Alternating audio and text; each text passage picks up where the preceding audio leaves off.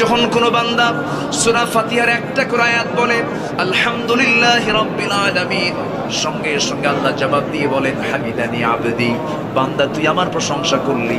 আর রহমানির রহিম যখন বলে আল্লাহ বলেন আসনা আলাইয়া আবদি। মালিক ইয়াউমিদ্দিন যখন বলে আল্লাহ বলেন মাজ্জাদানি আবদি।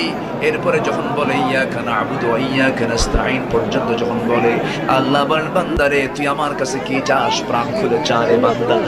ইহদিনাস সিরাতাল মুস্তাকিম থেকে শুরু করে নিয়া ওয়ালাদ-দাল্লিন পর্যন্ত যখন বান্দা বলে তখন আল্লাহ বলেন বান্দা নামাজের মধ্যে এমন প্রেমের খেলা খেললি বান্দা, তুই যা চাইলি সব আমি আল্লাহ কবুল করলাম। ওই বান্দা যখন রুকুতে যায় আল্লাহ তখন অস্থির হন। ওই বান্দা যখন সিজদায় যাওয়ার জন্য প্রস্তুতি নেয় সমস্ত ফেরেশতাকে ডাক দিয়ে বলেন ও ফেরেশতারা, এই বান্দাগুলো আমাকে দেখলো না, রাসূলকে দেখলো না, কোরআনকে দেখে হাদিসকে বিশ্বাস করে আমাকে খুশি করার জন্য তার সবচেয়ে সম্মানজনক